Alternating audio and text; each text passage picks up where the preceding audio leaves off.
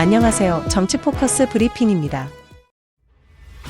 윤석열 전 대통령에 대한 구속영장이 오늘 새벽 2시 7분쯤 발부됐습니다. 서울중앙지법 남세진 영장 전 담부장판사는 특수공무집행방해, 직권남용 등 혐의를 받는 윤 전 대통령에 대한 구속영장을 발부했습니다. 영장 발부 사유는 증거를 인멸할 염려로 확인됐습니다. 어제 9일 9시쯤 영장 심사를 마친 뒤 서울구치소로 이동해 대기하던 윤 전 대통령은 지난 3월 8일 구속 취소 뒤 125일 만에 다시 구속됐습니다. 조은석 내란 특검은 지난 6월 18일 수사 개시 뒤 21일 만에 윤 전 대통령에 대한 구속영장을 발부받았습니다. 특검은 오늘로부터 최대 20일 내 윤 전 대통령을 재판에 넘겨야 합니다. 윤 전 대통령은 오늘 오전 10시 15분 내란 우두머리 혐의 형사재판에 구속 상태로 출석하게 됩니다. 내란 특검은 66쪽 구속영장 청구서, 178쪽에 달하는 발표 자료에 더해 300쪽 분량의 의견서도 법원에 제출한 걸로 확인됐습니다. 특히 의견서에는 계엄의 정당성을 확보하려고 무인기를 침투시켜 북한의 도발을 유도했다는 외환주에 대해서도 강조한 걸로 파악됐습니다. 이번엔 혐의에서 빠졌지만 구속 상태에서 추가 수사가 필요하다고 주장하고 있는 것으로 알려졌습니다. 김건희 특검이 어제 윤상현 의원을 압수수색하며 2022년 지방선거 공천관리위원장이던 정진석 전 비서실장까지 피의자로 적시한 걸로 드러났습니다. 특검은 윤석열 김건희 부부가 공천에 개입하고 그 대가로 무상 여론조사를 받은 걸로 보고 뇌물죄의 정치자금법 위반 혐의까지 포함시킨 걸로 확인됐습니다. 윤 의원의 10여 쪽 분량의 압수수색 영장에 윤석열 전 대통령 부부가 업무방해죄 공범으로 적시된 것으로 확인됐습니다. 강유정 대통령실 대변인은 9일 이진숙 방송통신위원장을 겨냥해 지시와 의견 개진이 헷갈린다면 국무회의에 참석해 발언할 자격이 없다고 개인적으로 생각한다고 말했다. 강 대변인은 이날 브리핑에서 이진숙 위원장이 대통령으로부터 방송법 자체안을 만들라는 지시를 받았다는 주장을 지속하는 것을 어떻게 보느냐는 질문에 이같이 답했다.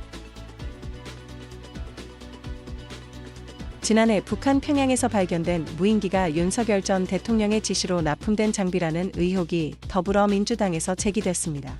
박선원 더불어민주당 의원은 9일 국회 소통관에서 기자회견을 열고 지난해 10월 평양에서 발견된 드론작전 사령부의 평양행 무인기는 국내 제조업체 S사의 제품이라며 관련자 제보와 언론 보도를 종합해보면 2022년 12월 29일 국방과학연구소에 방문한 윤석열 씨가 전시된 국내 생산 무인기를 둘러보다 S사를 찍어 이 무인기를 북한으로 보내라고 했다고 주장했습니다. 해병대 최상병 순직 사건 수사외압 의혹을 수사하는 이명현 특검이 항명 혐의로 기소돼 재판을 받고 있는 박정훈 전 해병대 수사단장의 형사재판 항소를 9일 취하했다고 밝혔다. 이로써 항소심 재판 절차가 종료됐고 박 대령은 1심에서 받은 무죄 판결이 확정됐습니다. 이명현 특검은 이날 서울 서초구 서초한 샘빌딩 특검팀 사무실에서 브리핑을 열고 박 대령 항명 혐의 재판의 항소를 취하하기로 결정했다고 밝혔습니다. 특검팀은 브리핑 뒤 법원에 항소 취하서를 제출했습니다. 박 대령을 지원해온 시민단체 군인권센터는 성명에서 마침내 박 대령의 항명죄 재판이 무죄 확정 판결로 종결됐다며 대한민국 공직사회에서 진실과 양심을 지켜내고 정의를 회복한 날로 오래 기억될 것이라고 밝혔다. 이어 박 대령 원보직 복직을 시작으로 모든 것을 제자리로 돌려놓는 것은 물론 권력의 횡포에 맞서 진실과 양심을 지켜낸 이들에 대한 합당한 대우와 명예회복도 이뤄져야 한다고 입장을 밝혔습니다. 김건희 여사의 집사로 알려진 김혜성 씨가 국내 유수 기업들로부터 석연치 않게 거액을 투자받은 의혹에 대해 민중기 특별검사팀이 본격적인 수사에 나섰습니다. 김건희 특검 문홍주 특검보는 9일 브리핑을 통해 집사로 불리던 피의자 김혜성 씨가 언론 취재가 이뤄진 4월 해외로 출국해 귀국하지 않고 있다며 그에 대한 여권 무효화 등 조처에 나설 계획이라고 밝혔습니다. 오늘 매불쇼에서도 뉴스타파의 시민보 기자가 출연해 김건희 특검에서 수사하고 있는 집사 게이트에 대해 언급한 내용을 영상으로 보시겠습니다. 될것 같아요. 네, 저희가 이거 대선 직전에 보도해서 그랬잖아요. 다른 언론들이 화제가 안 됐어. 예, 전혀 관심이 없었는데 내부쇼 딱 한 군데만 받았잖아요, 맞죠? 맞아요. 예. 한 군데 더 있긴 한데 더 있어요? 예. 어디예요? 그 저희 그 이재석 전 KBS 기자가 진행하는 그 방송에서도 그때 잠깐 그거 인정합니다. 그러면. 하여튼 고맙습니다. 아유 예. 진짜 너무 예. 보람될 것 같아 우리 기자님이. 그치. 이거 김건희 특검이 이거 엄청나게 무게감 있게 다루더라고요. 무슨 일이냐고요? 네. 네. 지금부터 함께 이야기 나눠보겠습니다. 2010년 서울대학교 경영전문대학원 과정에서 김건희하고 만난 사람이 있어. 김예성이라고. 김예성 씨. 78년생 남자야. 음. 김예성. 그때 이제 김건희하고 2010년에 인연이 돼가지고 그때부터 김예성이 김건희 집사 역할을 다 합니다. 그러다가 어떤 범죄까지 저지르냐? 김건희의 엄마 최은순이 네. 장고 증명. 이건 이제 350억 원 잔고 증명을 위조를 했잖아. 알지? 은행 속여버려. 350억 있는 것처럼. 잔고 증명을 위조를 하는데 그 위조를 한 게 김예성이야. 그 브로커가 김예성이었어요? 브로커가 아니야. 얘가 위조했어. 얘가 위조한 거야. 왜냐하면 최은순이 어떻게 위조하겠냐. 오케이. 김예성이가 그러니까 김건희의 부탁을 받고 김혜성이 그랬겠지. 위조해서 네. 최은순한테 갖다 줬죠. 그렇습니다. 그걸 제가 고발해서 최은순이 구속돼서 실형을 받았죠. 최은순이 예. 김혜성이도 처벌받고 처벌 받았어. 김건희만 빠졌습니다. 그렇습니다. 네. 그 바로 인물이 김예성이야. 네. 됐죠.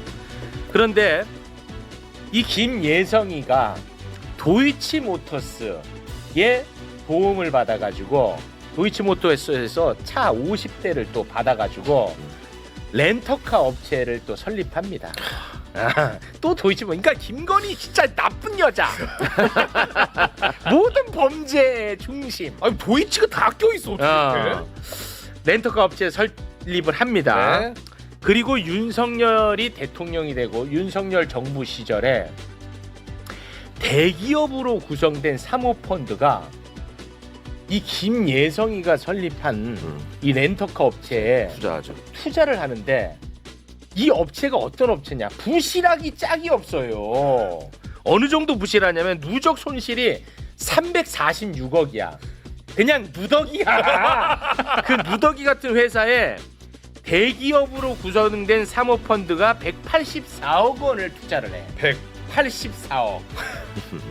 근데 그 사모펀드에 들어가 있는 대기업들은 당시에 뭔가 다 현안이 있었던 거야. 그렇죠. 자기 기업들의 네. 정권이 좀 잘 보여야 되는 그럴 이유가 있지 않았을까 싶어요. 네. 그런 애들이 들어가서 투자를 네. 합니다.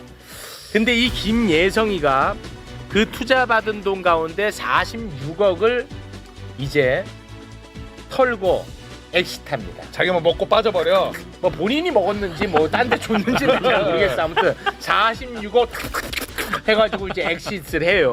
네. 이 일련의 과정을 우리 시민보 기자가 대선 직전에 보도를 했어. 근데 언론이 조용했어요. 그래서 나는 이거 묻히나 했어. 근데 김건희 특검이 이거를 들여다봅니다. 와. 그래서 김예성이를 출국 금지를 딱 시켜버립니다. 네. 특검이 오. 와 네. 그런데 김예성이는 이미 4월에 도망가고 없었어. 우리나라에 없어 지금? 베트남으로 튀었어. 자 관련해서 이제 네. 우리 요 이제 저작권은 이분이 갖고 있습니다. 네. 정리만 한 거고. 예, 이제 출발을 해주시죠. 예, 뭐 너무 정리를 잘 해주셔서 제가 뭐 딱히 이제 호텔 말씀이 없을 정도인데, 그러면 이제 이 IMS라는 회사에 투자한 요거 관련해서 렌터카. 예, 이 기업들은 대체 누구며 그렇지. 왜 투자했느냐가 굉장히 이제 그게 포인트죠. 중요해지는 거거든요. 그 포인트입니다. 예, 그 중에 이제 제일 이제 저희 시청자분들이 알만한 회사가 카카오 모빌리티. 카카오 대기업인데. 네. 카카오 이제 택시 다들 이용하시는데 예. 그 택시를 운영하는 그 택시 앱을 운영하는 회사죠. 예. 렌터카도 하고 뭐 이런 회사인데, 네. 당시에 카카오 모빌리티가 굉장히 이제 정권으로부터 어려움을 겪고 있었어요. 아 윤석열 정부 때. 예, 뭐 여러 가지로 걸렸는데 아. 그 중에 이제 제일 핵심적인 이해관계가 뭐였냐면 분식회계였습니다. 크네. 예, 분식회계권을 금감원이 조사를 하고 있었어요. 그런데 이게 왜 중요하냐면 카카오 모빌리티는 현재까지 비상장 회사거든요.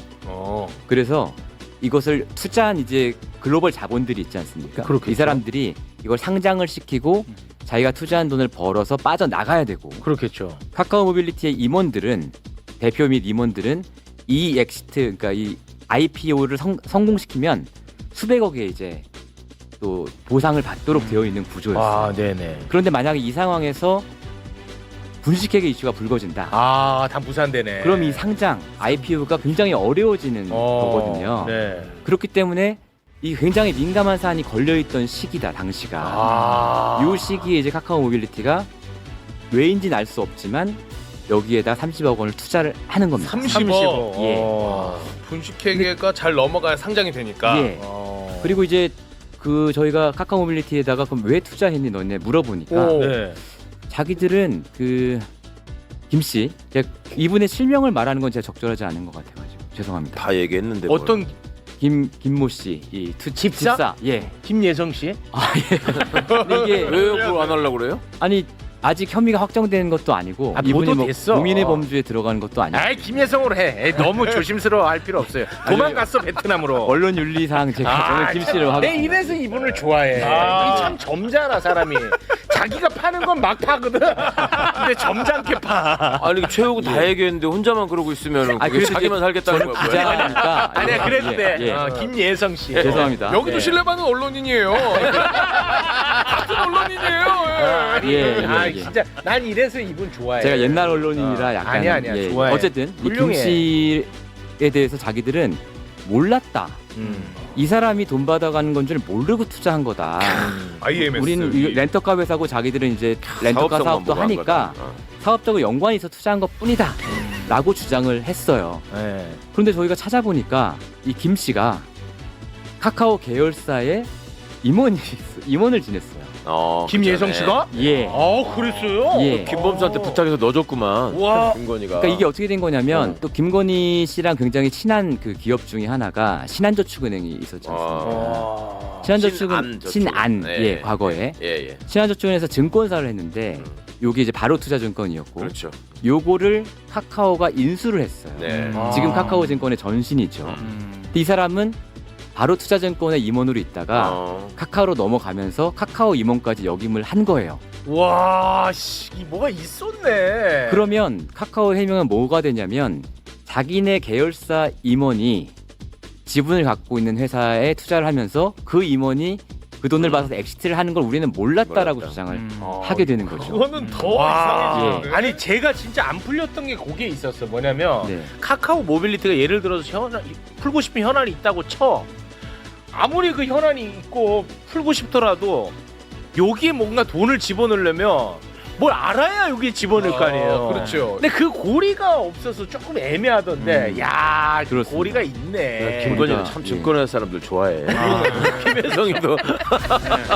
야, 김예성 씨. 그래서 이 카카오 모빌리티 관련해서는 저희가 앞으로도 속보도 준비하고 있지만 이 IMS라는 회사에 요 투자만 한 게 아니라 여러 가지로 사업상의 특혜를 준 정황이 있고 카카오 모빌리티가 예, 오. 이 IMS라는 회사에 아, 그래요? 투자한 것뿐만 아니라 그리고 이 카카오 모빌리티의 그 분식회계권이 네. 결국은 금감원에서는 아 이거 심각한 사안이다. 네, 이건 고의로 분식회계했다라고 올렸거든요. 네네, 근데 증권선물위원회에서 이거를 이제 심사를 하면서 최종 결정을 하는데 네. 증손위에서 이거 고의는 아닌 것 같아.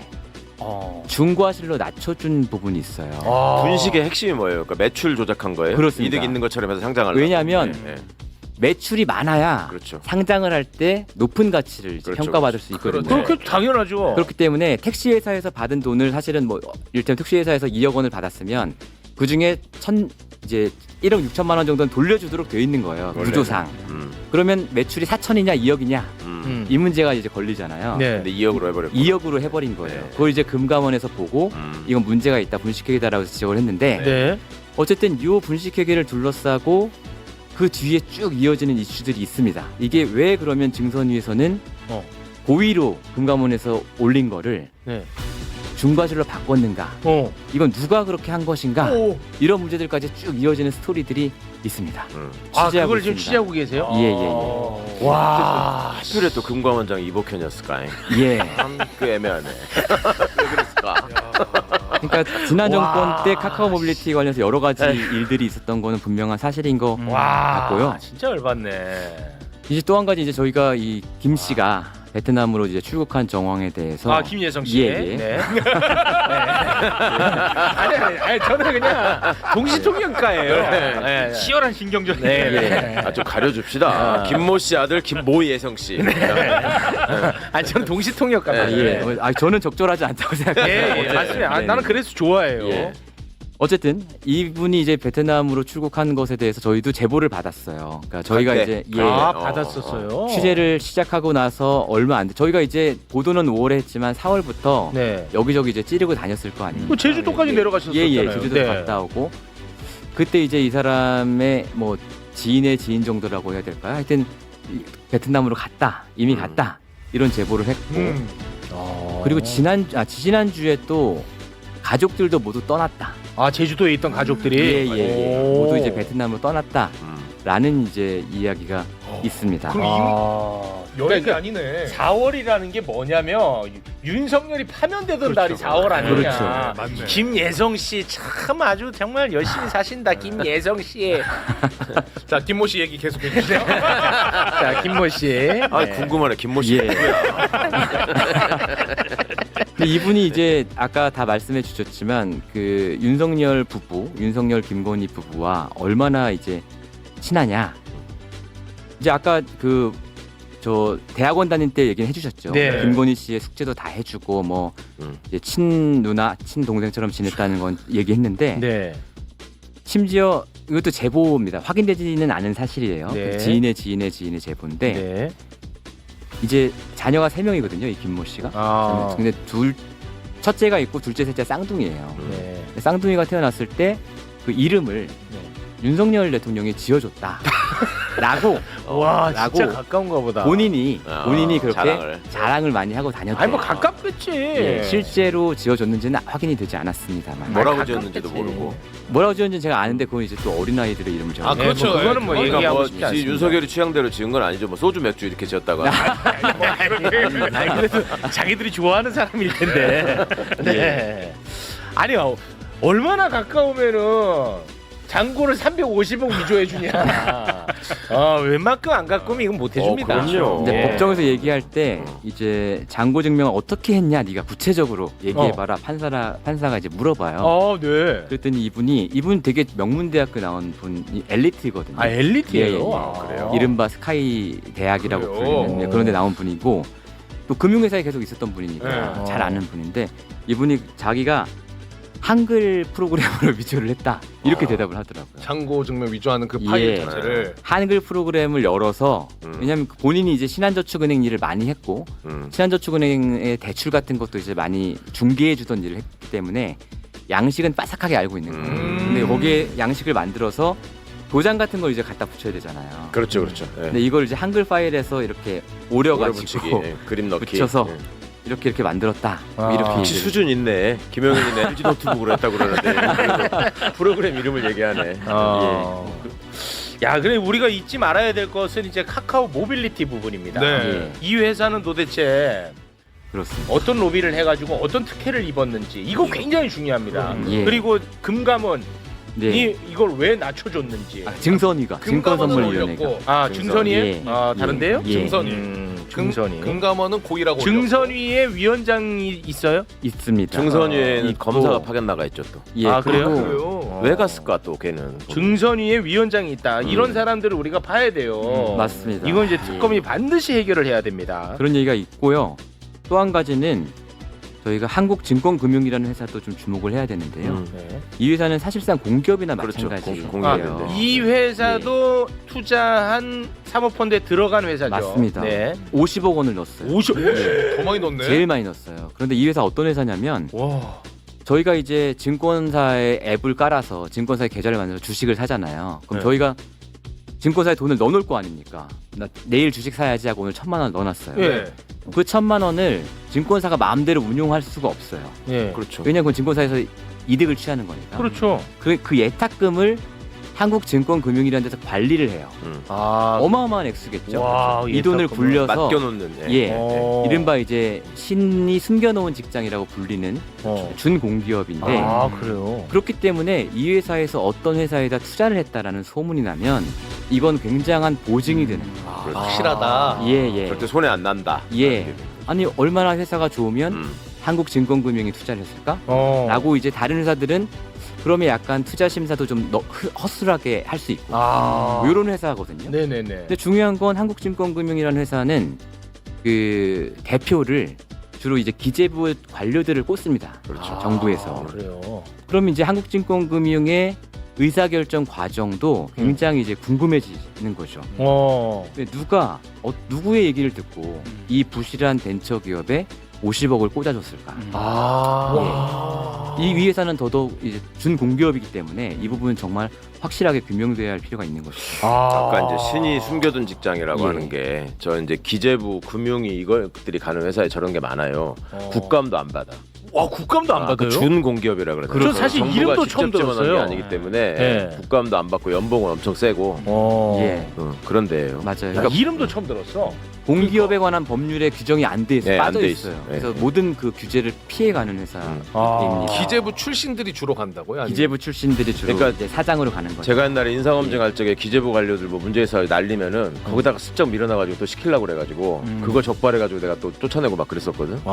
그런 회사가 꽤 있어요. 그렇습니다. 연봉도 엄청 세고 네. 그런 회사인데 이 회사에서 왜 여기다 투자했는지 저희가 이제 여러 경로로 물어봤는데 저희한테는 답을 잘 안 합니다. 그런데 특검에서 불러서 물어보면 답을 잘 하겠죠. 근데 지금 심 기자님이 말씀해준 이 얼개만 보더라도 예. 이자들이 돈을 버는 방식을 알 수 있잖아요. 네. 그러니까 누구처럼 우리처럼 뭐 땀 흘려서 일해가지고 번 돈을 저축해가지고 뭐 에이, 빅해야 그런 건 없어요. 아파트 하나 사가지고 뭐 좀 오르면 좋겠다 뭐 이런 거하고는 차원이 다른 차원이 거예요. 달라. 정부 기관을 끼고 네. 만들어 버리잖아 그냥. 아니, 차원이 다르다니까요. 이것도 안 되면 이제 외국 끼고 만들어 버리고. 네.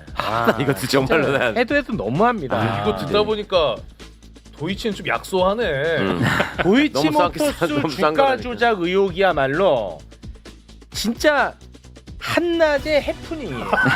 비교죠. 네, 진짜야. 네. 왜냐면 그때는 뭐 대통령도 아니고 그랬으니까 그 이후 대통령 때 저지른 거 보면 사이즈가 어마어마하냐. 아니 그러니까 그때만 해도 김건희가 확실한 이 국가기관을 장악하지 못하고 있을 때니까 막 속상해하잖아. 40%나 떼줘야 된다. 맞아. 저 가져갔다고 승질내고 막 그러잖아요. 네. 근데 딱 잡았으니 얼마나 좋았겠어요. 그러니까요. 이렇게 다시 만들어. 이게 예. 딱 된 건데. 그러니까 당선되자마자 양평고속도로 휘어버리잖아. 그렇지. 되자마자.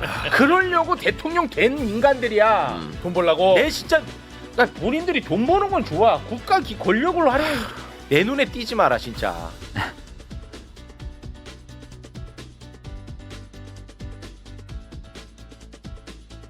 뉴스 신세계 오늘도 헬마우스 임경빈 작가와 함께합니다. 어서 오세요. 안녕하세요. 예. 윤석열 씨요. 구속영장 심사 아직 진행되고 있죠. 네, 지금도 진행 중에 예. 있습니다. 윤석열 씨에 대해서 이제 두 번째 구속 여부를 판가름하게 될 텐데 올 1월에 내란 우두머리 혐의로 구속이 됐다가 3월 8일에 구속 취소가 돼서 석방된 예. 지 123일 만에 다시 구속의 위기에 몰려 있는 상황이고 내란 특검이 상당히 좀 준비를 굉장히 좀 강하게 했다. 예. 뭐 이런 얘기들이 들리고 있습니다. 오늘 오후 2시 15분으로 예정되어 있었던 영장 심사에 출석하기 위해서 2시 12분쯤에 서울 서초동에 있는 서울중앙지법에 예. 출석을 했고요. 감색 정장에다가 이제 붉은색 넥타이를 착용하고 있었습니다. 예.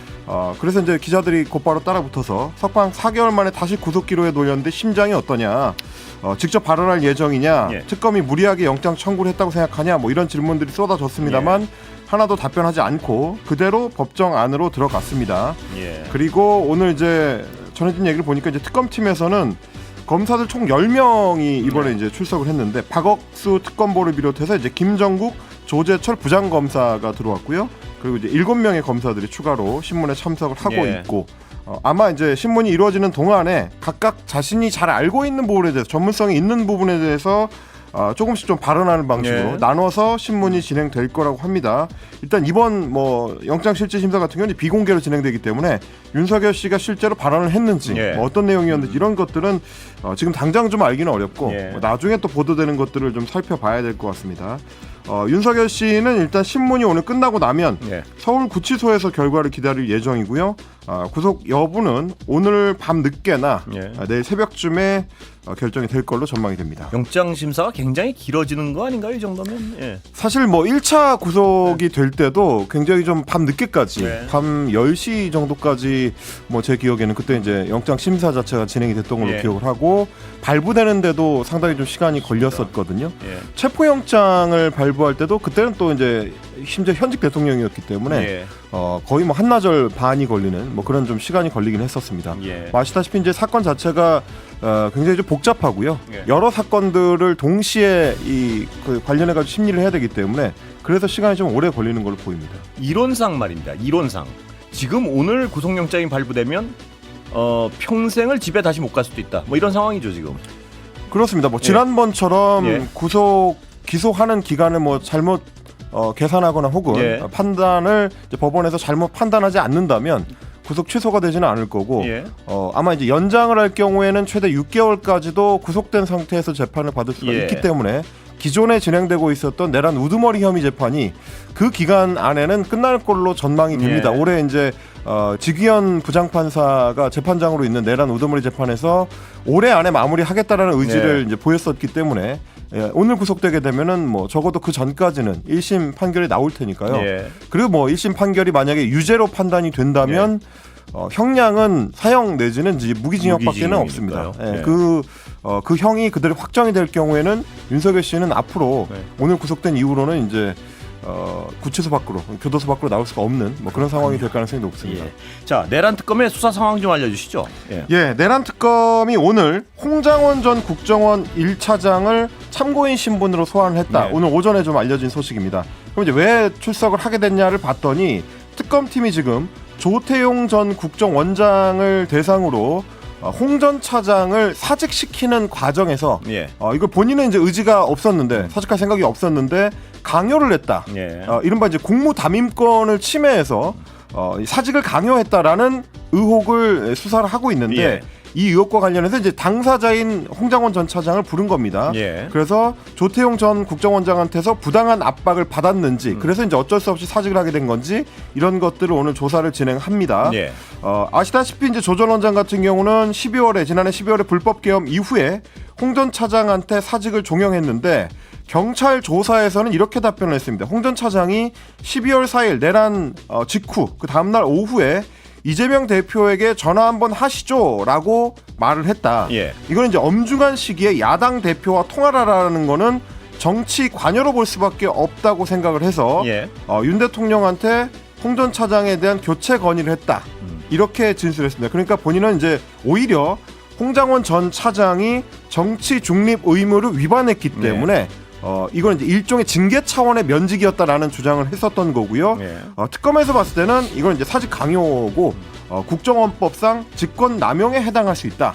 라고 지금 해석을 하고 있습니다. 예. 근데 이제 이거는 단순히 홍장원 전 차장의 거취 문제로만 끝나는 게 아니라 조태용 전 국정원장이 홍장원 전 차장을 고리로 한 예. 윤석열 씨의 이 계엄 개입 어떤 그 정황들 그리고 이제 국정원장도 거기에 혹시 개입돼 있는 건 아니냐라는 의혹들 예. 이런 것들과 연쇄적으로 연결될 수가 있기 때문에 그러니까 이제 중간에 일종의 양심 선언을 통해서 폭로를 이어갔던 예. 홍장원을 잘라내야 된다라는 인식을 당시 윤석열 씨랑 공유를 해서 그래서 이제 홍장원 전 차장을 면직시킨 거 아니냐 이런 의심으로 연결될 수가 있는 거기 때문에 상당히 좀 중요한 수사가 될 수 있고요. 아시다시피 이제 조태용 전 국정원장 같은 경우는 내란 직전에 김건희 씨하고 비화폰으로 통화를 했다. 예. 라는 의혹이 터졌던 바가 있습니다. 그때도 이제 문자 메시지를 서로 이제 주고받는 뭐 그런 정황들이 이미 보도가 된 바가 있고 그리고 이제 국정원장이었기 때문에 따로 윤석열 씨한테서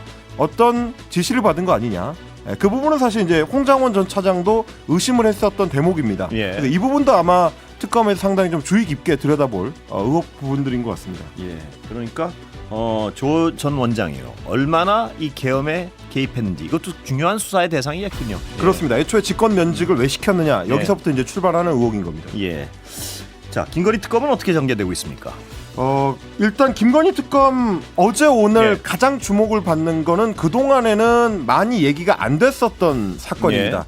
이른바 이제 김건희 집사 게이트인데요. 오늘 이제 김건희 특검의 문홍주 특검보가 언론 브리핑을 하면서 지칭을 그렇게 제목을 잡았습니다. 집사 게이트로. 김건희 집사 게이트라고 이제 이 명칭을 잡았는데 기업들한테서 180억 원의 수상한 투자를 받았다. 그래요? 어떤 기업이. 예. 그런데 이제 그 기업의 주요 인사 중에 한 명이 김건희 씨와 직접 아주 밀접하게 연관돼 있는 김예성이라는 인물이다. 예. 이게 이제 어제 JTBC 보도를 통해서 알려졌고 네. 오늘 특검에서도 김건희 집사 게이트라고 하면서 공식화를 했습니다. 예.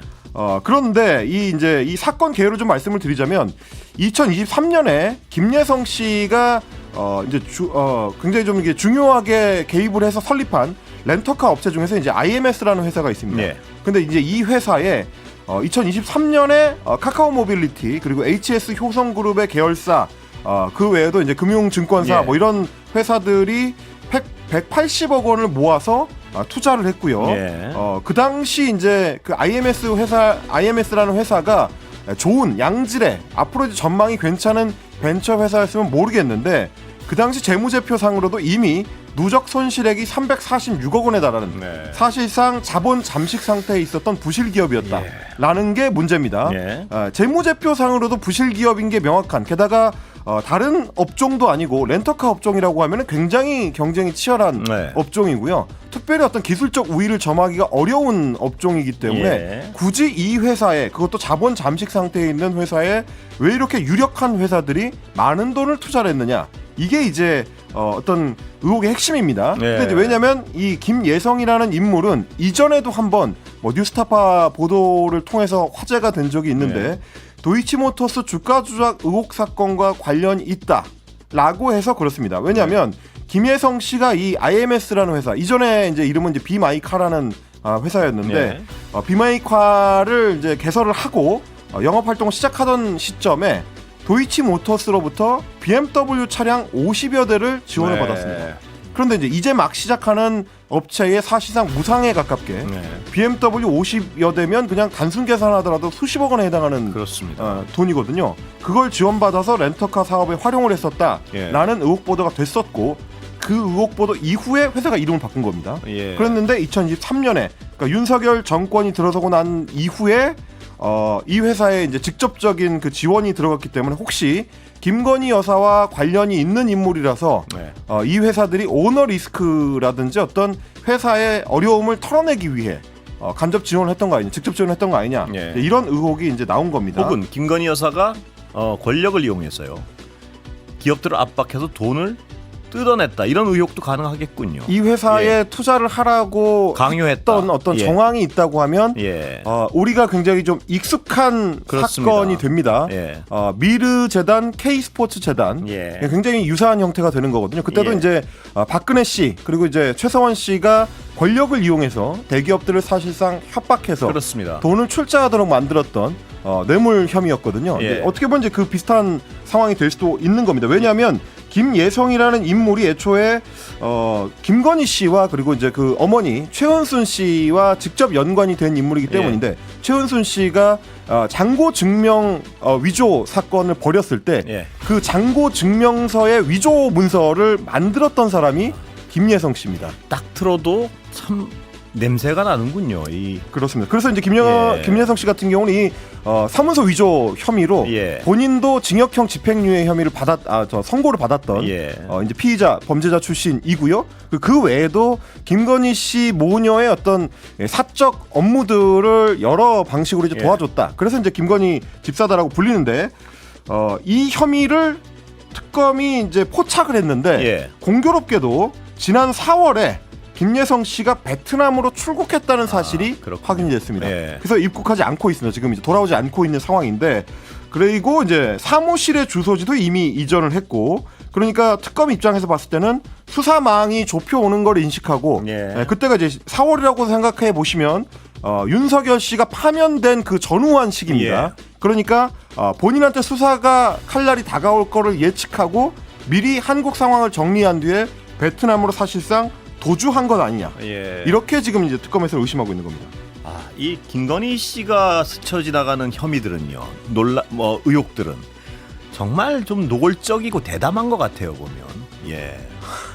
사실 뭐 이제 와서 이제 드러나는 일들입니다만은 그 당시에 그 회사의 주요 인물들이나 IMS 같은 회사의 주요 인물들이나 혹은 뭐 관련 관계사들의 사람들이라면 알 수밖에 없는 정황들이거든요. 왜 이런 뭐 재무제표상으로는 부실 기업이라고 할 수 있는 회사에 큰 돈을 투자를 하느냐. 그렇습니다. 예. 이유가 사실 그것밖에는 없는 거라서 뭐 당연히 그런 생각을 할 수밖에 없는 예. 거고요. 게다가 이 180억 원 정도를 투자를 하면서 이 투자 회사들이 이 회사의 그 IMS라는 회사의 구주 예. 예전에 발행했었던 회사 주식을 사들여준 정황이 있습니다. 예. 46억 원어치의 구주를 사들였는데 그 주식이 누구 거냐를 살펴봤더니 김예성 씨가 아내와 함께 설립한 법인에서 갖고 있었던 주식이었습니다.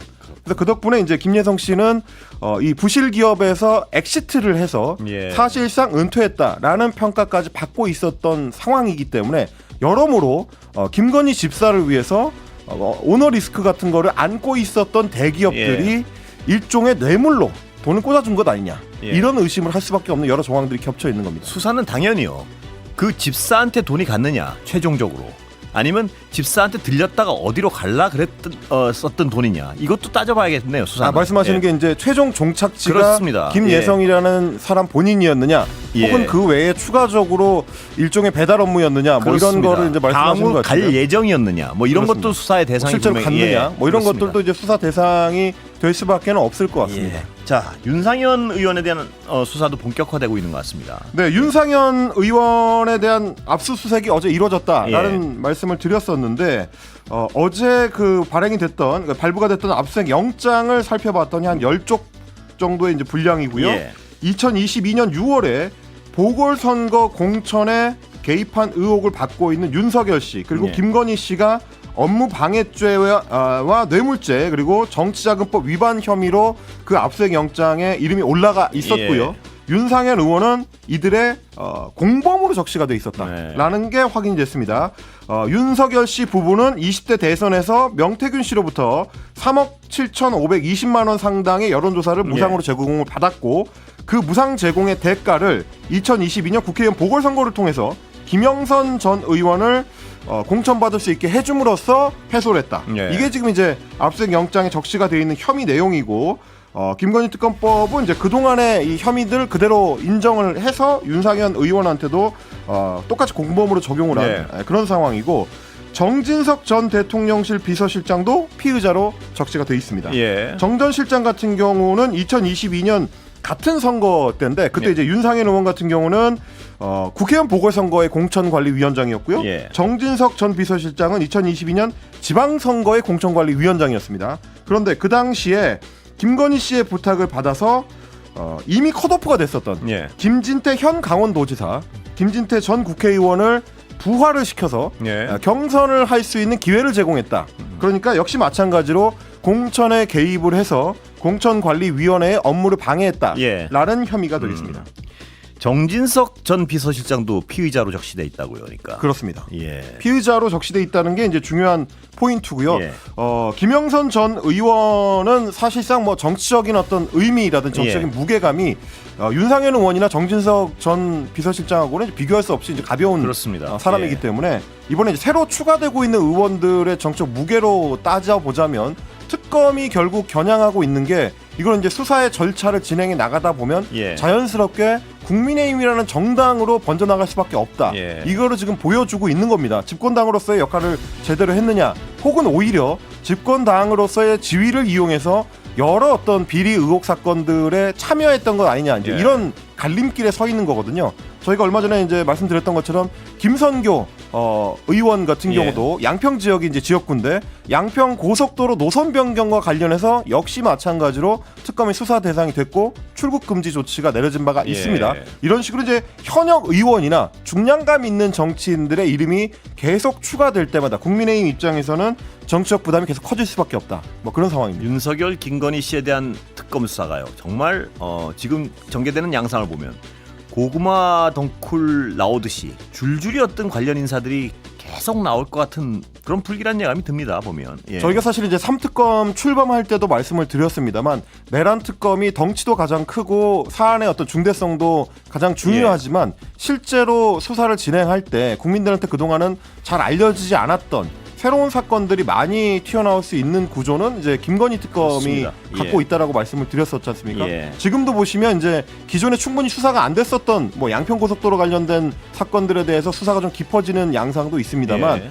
김예성 씨에 대한 이제 비리 의혹 사건 그렇습니다. 같은 예. 것들처럼 그동안 알려지지 않았던 김건희 씨가 관리했었던 일종의 인적 네트워크를 통해서 연출됐었던 여러 비리 의혹 사건들이 추가로 좀 드러날 수 있다. 뭐 이런 예. 말씀입니다. 자, 광고 들어가기 전 잠깐요. 박정훈 대령에 대한 2심 항소를 취하했군요. 해병 특검이. 네, 순직 해병 특검이 오늘 예. 박정훈 대령에 대해서 그동안 이제 군 검찰에서 제기했었던 2심 항소를 예. 취하했습니다. 예. 이로써 박정훈 대령이 1심에서 받았던 무죄 판결이 확정이 됐습니다. 예. 그래서 이제 완전한 무죄로 박 대령의 이제 억울함이 이제 풀렸다라고 예. 말씀을 드릴 수가 있겠습니다. 이명현 특검이 오늘 이 얘기를 했습니다. 1심 법원은 이미 1년 이상 심리해서 박 대령 무죄를 선고했기 예. 때문에 공소를 유지하는 것 자체가 책임 예. 있는 태도가 아니다. 이렇게 얘기를 했습니다. 안철수 의원 사태로 공석된요. 국민의힘 혁신위원장에 윤희숙 여의도연구원장이 임명됐군요. 네, 오늘 예. 임명이 됐습니다. 예. 뭐 두 자리가 임명이 됐는데 하나는 말씀하신 것처럼 이제 혁신위원장 자리에 윤희숙 여의도 연구원장이 임명이 됐고 예. 다음 달에 일단 열기로 예정이 돼 있는 국민의힘 전당대회 조기 전당대회 선거관리위원장에 예. 황우여 전 비상대책위원장, 황우여 전 선거관리위원장 예. 둘 다 맞는 얘기입니다. 이게 발탁을 했습니다. 그래서 결국 이제 국민의힘 입장에서는 안철수 혁신위가 이제 파행으로 끝나면서 예. 당이 위기를 맞았다고 판단을 해서 좀 빠르게 수습하려고 이제 이 두 사람을 새로운 카드로 제시를 했다라고 예. 할 수 있겠습니다만 정치적 의미로 따져보면 오히려 할 수 있는 게 별로 없다는 걸 이제 보여주는 예. 국면으로 생각할 수도 있을 것 같습니다. 일단 윤희숙 위원장 같은 경우는 여의도 연구원장을 하고 있었기 예. 때문에 다음 달 31일 그러니까 8월 31일까지가 혁신위원회의 운영 날짜인데 예. 그때까지는 여의도 연구원장을 겸임하기로 했고요. 그러니까 아마 이제 혁신위원장이 끝나고 나면 다시 여의도 연구원장으로 돌아가게 될 것 같습니다. 그리고 혁신위원 같은 경우는 지난 7일에 안철수 위원장이 사퇴하던 날 그날 임명됐었던 사람들을 그대로 기용을 하고 예. 거기에 이제 배지환 수원시 의원이 추가로 인선이 되는 예. 그런 임명 인선이었고요. 예. 일단 송원석 비대위원장이 또 이제 오늘 추가로 임명한 게 이제 황우여 선관위원장인데 예. 황우여 선관위원장은 아시다시피 지난 대선 후보 경선 때도 선관위원장을 맡았었고 그 직전에는 관리형 비상대책위원장을 맡아서 예. 또 당을 이끌었던 바가 있습니다. 전당대회 날짜가 아직 확정되지는 않았는데 일단 뭐 다음 달 한 19일쯤 8월 19일쯤에 충북 청주에서 열리는 방안이 지금 검토 중이라고 하는데 문제는 이미 혁신위원회가 안철수 위원장의 사퇴로 동력을 이미 잃어버린 상태 아니냐라는 평가들이 많다는 겁니다. 당 안팎에서 이미 무용론이 제기가 되고 있는데 일단 비대위원장이었던 김용태 의원이 부정적인 전망을 내놨습니다. 오늘 SBS 라디오 정치쇼에 출연을 해가지고 혁신위가 성공할 수도 없는 구조적인 원인을 이제 짚었습니다. 총선까지 3년 남아 있는데 인적 청산 대상들이 똘똘 뭉쳐서 혁신위를 좌초시키거나 공격할 것이다.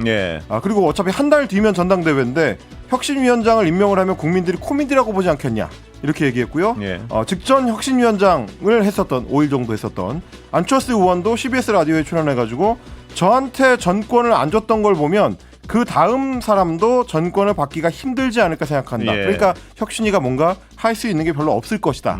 뭐 이렇게 이제 한계를 지적을 한 겁니다.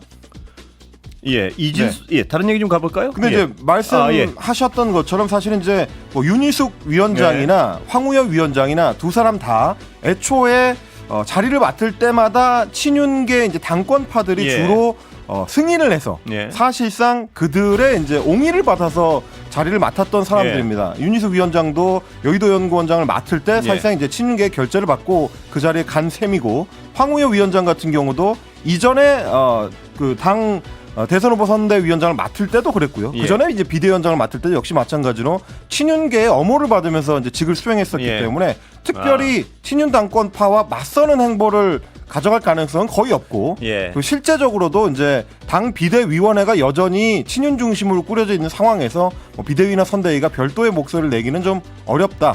구조 자체가 한계가 있는 구조다. 뭐 이렇게 말씀을 드릴 수밖에 없습니다. 그래서요. 윤희숙 위원장이 오늘 인적 쇄신은 없다고 발표를 하는데 말입니다. 인적 쇄신이 없이 어떻게 혁신이 가능할까? 그럼 이제 두 가지가 남는 거면 사실 이제 예. 혁신위원회라는 게 이제 당이 위기일 때마다 어느 쪽이든 여당이든 야당이든 꾸리기 마련인데 예. 혁신위원회가 할 수 있는 가장 중요한 역할이 두 가지입니다. 예. 말씀하신 대로 인적 쇄신을 통해서 당의 인적 구조를 바꾸는 게 그렇습니다. 어떻게 보면 예. 가장 좀 극단적인 처방전이고 나머지 하나는 당의 정강 정책이라든지 예. 전당대회의 룰을 바꾼다든지 뭐 이런 과정을 통해서 당의 체질을 개선하는 예. 그런 방식으로 정당에 개입을 합니다. 그런데 혁신위원회가 인적 쇄신을 하지 않으면 그럼 나머지 하나는 뭐냐면 결국 정강 정책을 바꾸거나 예. 전당대회 룰을 바꿔야 되거든요. 그런데 이미 다음 달 중순에 전당대회가 열리기로 예정이 돼 있고 그렇습니다. 선대위원장이 임명이 됐기 때문에 그것도 할 수 있는 게 없습니다. 그럼 오늘 이제 윤희숙 위원장의 얘기는 나는 별로 뭔가를 할 생각이 없다. 이런 쪽에 가깝다라고 해설을 드릴 수밖에 없습니다. 답답하군요. 예, 여기까지 듣겠습니다. 임경빈 작가 수고했습니다. 고맙습니다.